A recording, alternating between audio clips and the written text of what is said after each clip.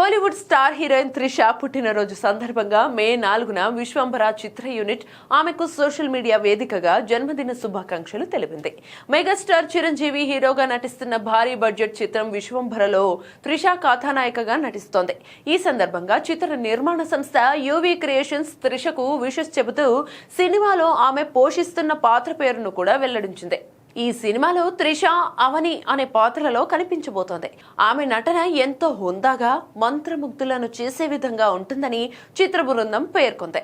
తాజాగా విడుదల చేసిన త్రిష బర్త్డే పోస్ట్ సోషల్ మీడియాలో వైరల్ అవుతోంది.